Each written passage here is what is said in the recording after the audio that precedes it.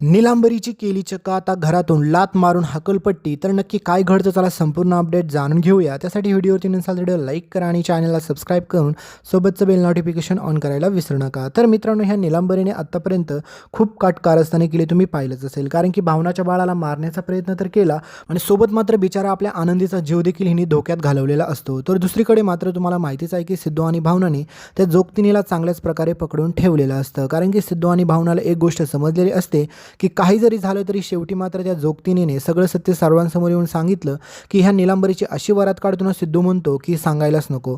तर आता बिचारे आपली तुम्ही पाहिलंच की सुलक्षणा सर्जेराव गाडे पाटील सुरुवातीला एवढं चांगलं वागायला लागले होते की सांगायलाच नको, पण ह्या निलांबरीच्या नादाला लागून आणि ह्या निलांबरीने केलेल्या प्लॅनमध्ये आजी फसलेले असते आणि त्याच्यामुळे ती आपल्या भावनाच्या बाळाला मारण्याचा प्रयत्न करत असते. तर दुसरीकडे मात्र जानू आणि जयंतच्या लग्नाची तयारी जोरदार चालू असते, पण त्या लग्नामध्येच आता सगळ्यात मोठा राडा होणार आहे.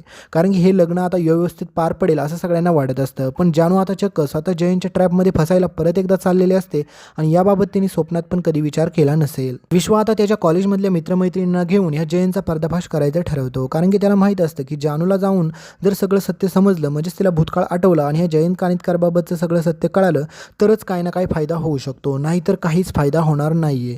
तर हे सगळं प्रयत्न मात्र आपला विश्व करत असतो. तर संतोषच्या आणि जयंतची परत एकदा जोरदार भांडण होणार आहे आणि आता जयंत फायनली ठरवणार आहे की काही जरी झालं तरी संतोषला जेवढे पैसे लागतात तेवढे देऊया आणि संतोषचं तोंड कायमचं बंद करूया आणि एकदा का माझं लग्न झालं की त्याच्यानंतर ह्या संतोषचा सगळ्यात पहिला काटा काढून टाकतो. तर ह्या जयंतने आत्तापर्यंत खूप सारे खून केलेले असतात. विश्वाच्या आईचा खून, कॉलेजमधल्या जानूच्या मित्राचा खून, अजून परत आपल्या वेंकीला बोरवेलमध्ये ढकललेला असतं आणि ह्याने खूप सारे असे कारस्थाने केलेलीच असतात, पण याला अजूनपर्यंत शिक्षा नसते. तर मित्रांनो, फायनली आता तो दिवस उघडतो कारण की आपला सिद्धू सगळ्यांसमोर मात्र स्वतःच्याच वहिनीचा म्हणजेच ह्या निलांबरीचा चेहरा सगळ्यांसमोर पर्दाफाश करायचा ठरवतो. त्या जोगतीनेला घेऊन सिद्धू आता घरी येतो आणि तिला घरी आलेलं पाहून सगळेजण घाबरतात. कारण की रेणुका काकू तर खूप दिवसापासून वाट पाहत होते की सिद्धू कधी तिला घरी घेऊन येतोय आणि त्याच्यानंतर ती कधी सगळ्यांना खरं सत्य सांगते. आणि सिद्धूच्या ह्या प्लॅनिंगमुळे आता सगळ्यात पहिलं निलांबरीचा चेहरा सगळ्यांसमोर पर्दाफाश होणार आहे.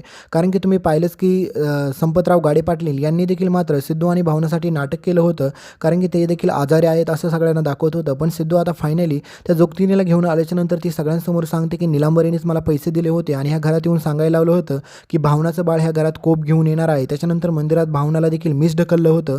म्हणजे आत्तापर्यंत केलेले सगळे काही कारस्थानं त्या बाईने केलेलं असतात ते सगळं सांगते. निलांबरी म्हणत असते की हे सगळं मी नाही केलं, मी नव्हतं सांगितलं हिला. तर त्यावेळेस मात्र आता वहिनी खोटं बोलू नका आणि सिद्धूकडे फोटो पण असतात, त्याच्यामुळे सिद्धू सगळ्यांना फोटो दाखवतो आणि म्हणतो की हे सगळं निलांबरी वहिनीनेच केलेलं आहे. आणि त्यावेळेस मात्र मित्रांनो, सर्वांसमोर आपली सुलक्षणा सर्जेराव गाडे पाटील म्हणजेच आपली आजी ह्या निलांबरीचं थोबाड सगळ्यांसमोर फोडते आणि हे पाहून मित्रांनो प्रचंड आनंद होतो.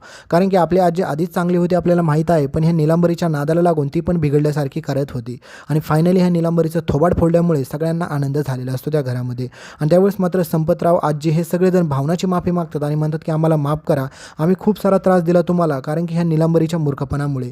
पण ह्या घरामध्ये आता सिद्धूचं बाळ जोरदारपणे आणि जंगी स्वागत करूनच येणार आणि ह्या निलांबरीचा पर्दाफाश झालेला असतो. त्याच्यामुळे आता अधिराजने ठरवलेलं असतं की ह्या निलांबरीला ह्या घरामध्ये आपण स्थान द्यायचं नाही. जोपर्यंत भावनाचं बाळ जन्माला येत नाही तोपर्यंत निलांबरीला ह्या घरात येऊन द्यायचं नाही. आणि त्या निलांबरीला ह्या घराच्या बाहेर आता चक्क अधिराज सगळ्यांसमोर घराच्या बाहेर काढतो आणि सिद्धू तर बोलत असतो की पोलिसांच्या ताब्यात द्या, पण आपली भावनाच म्हणते की निलांबरी वहिनीची एक चूक झाली, तिला माफ करूया आणि परत आपण ह्या घरामध्ये घेऊया. पण आता ही एक चूक मात्र भावनाला किती मागात पडू शकते हे तुम्हाला पण माहितीच आहे. त्याच्यामुळे बिचारा सिद्धूने आता किती वेळ भावनाची काळजी घ्यायची, पण या ठिकाणी भावनाचं म्हणणं पूर्णपणे चुकलेलं आहे कारण की निलांबरीला परत त्या घरामध्ये घेऊन. तर भेटूया पुढे काय घडतं हे संपूर्ण अपडेट जाणून घेऊया. पण ह्या निलांबरीची ज्या प्रकारे आता घरातून बाहेर हकलपट्टी होणार आहे ना, हे सगळं पाहून तर प्रचंड आनंदच झाला आणि हिला कठोर शिक्षा देखील झाली पाहिजे. तर भेटूया संपूर्ण अपडेटमध्ये, तोपर्यंत चॅनलला सबस्क्राईब करा, सोबतचं बेल नोटिफिकेशन ऑन करायला विसरू नका आणि ह्या आपल्या नवीन चॅनलला एकदा सबस्क्राईब करून नक्की पहा. धन्यवाद.